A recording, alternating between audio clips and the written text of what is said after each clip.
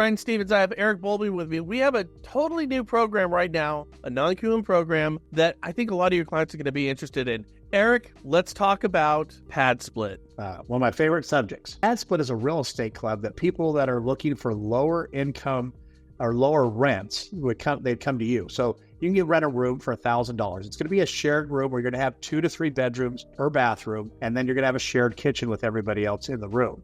As an investor, there's not a better way to get a higher cap rate or a higher cash flow, because now you convert a 4-3, you get rid of your living rooms, your dining rooms, your family rooms, and you're going to convert those to bedrooms.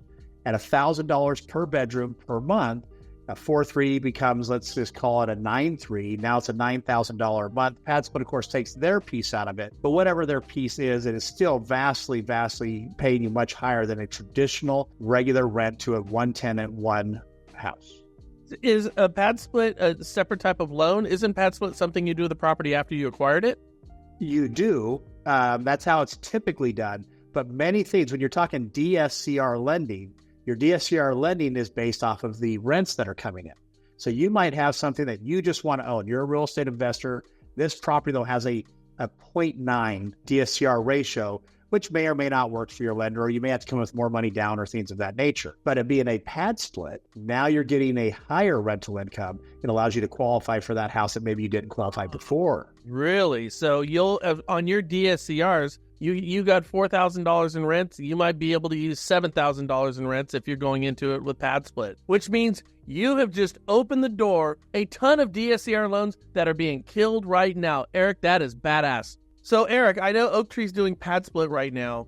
If I have a 4-3 and I'm renting each room out for $1,000, that means I'm getting $4,000 in rent. Yet you're telling me you can turn that into $9,000 in rent. The math doesn't work. What's going on? Yeah, so you're getting rid of the space you don't need. They're not looking for you to have family rooms, living rooms, dining rooms. We're going to convert all of those into bedrooms. If you have large bedrooms, maybe we can convert them into 2 bedrooms. Get up to a 9-to-3 ratio. They'll let you go up to a 3 people per bathroom ratio with Pad Split. So now 4-3 is now a 9-3, and you're collecting $9,000 a month in rent. So you're telling me if I want to maximize my profits as a landlord, I would want to talk to Oak Tree, go Pad Split, and instead of getting $4,000 in rent, I can get up to $9,000. There's nothing like it on the market.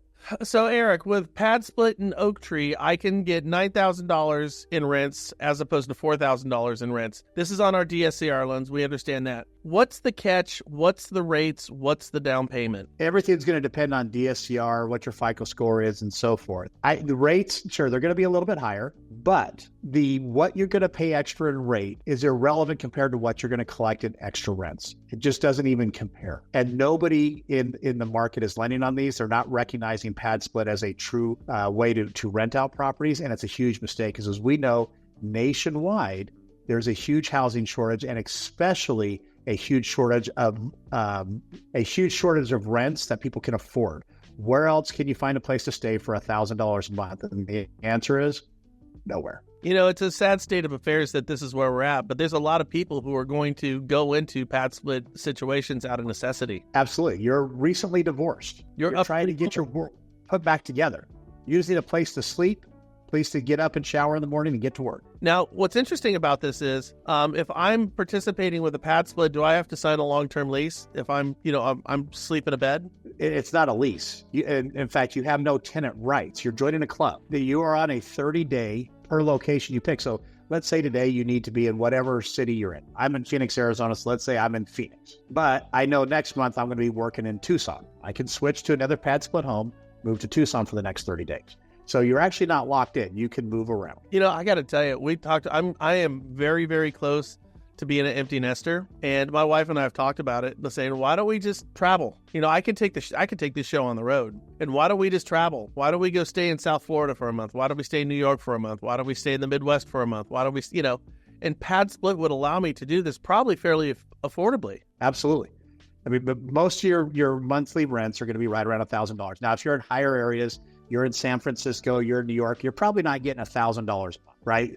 And if the same thing, if you're in, let's pick a small town, you're in Gila Bend, Arizona, right? It's not going to be $1,000 a month, right? Like that would be the nicest house in Gila Bend.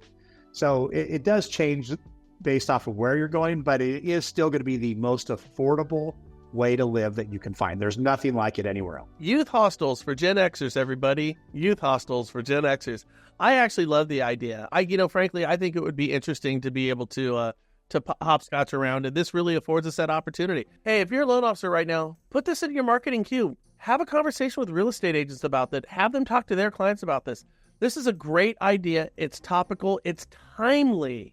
It's timely, which makes it relevant. This could be the difference between you getting that referral from an agent or not. Eric, thank you for your time. Thank you.